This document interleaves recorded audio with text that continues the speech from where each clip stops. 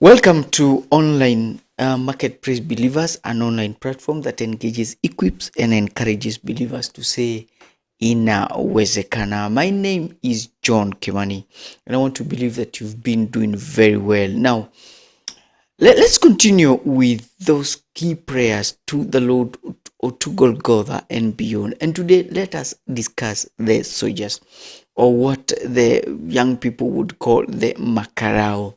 Now, why do they matter for us today? What is it that they did and did not do?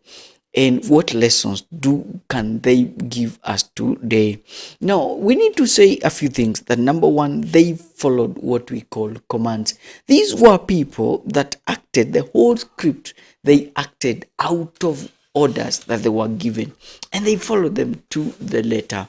It's very interesting that there's nothing that they did without being given a command. They carried out the commands or the instructions that they were given with a lot of diligence, with a lot of caution. They did them to the letter, even when they were asked to do things that were hard and difficult and challenging, like crucifying Jesus Christ. The good thing is that they did it. Is it not the same with us as Christians, that Christ has called us and he has given us instructions, and many instructions, if you ask me? Number one instruction is he has given us instructions to love him. He has given us instructions to take the gospel far and wide. He has given us instructions to embrace each other. He has given us instructions to be able to be good and do good at all times. Now, those are instructions, and as believers, we are called upon to be able to do them. And if you do not do that which Christ has been able to call you to do, then it simply means that you are not a good soldier of Jesus Christ. So soldiers basically follow the instructions. Number two, these soldiers were cold, very cold.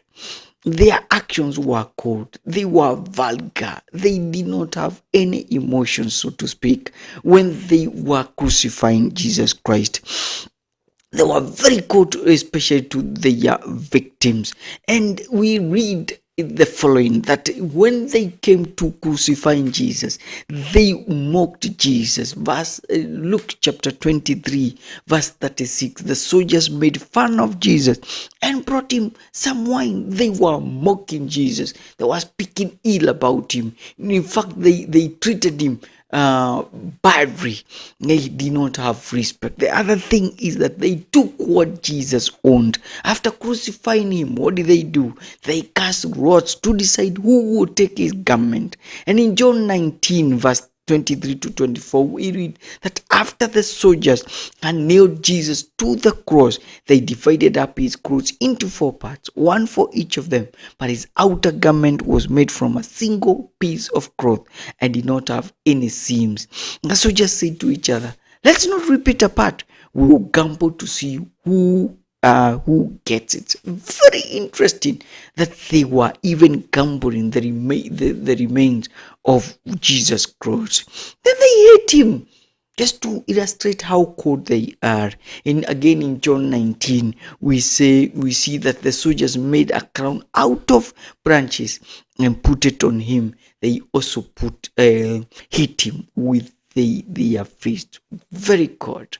And it just shows how sometimes when a human soul is not given to God, when somebody has not actually surrendered his life to Jesus Christ, there is this hostility, there is these bad things that happen. So what are we saying today? We're simply saying that we need to be Christians who follow instructions, who keep their word, who know that Jesus Christ is our commander, and we need to do that which he is asking us to do. And then number two, we need to be men and women who are full of compassion, who do that which is right, even when we are expected to do that which is wrong. This is Marketplace Believers, an online platform that engages, equips, and encourages believers to say, Inawezekana. We pray that the Lord is going to be with you, and we thank you for even keeping us posted. We encourage you to interact with us with the numbers that are actually going through your screen. This is Marketplace Believers. My name is John Kimani. Remember what you always say, inawezekana. Have a blessed night.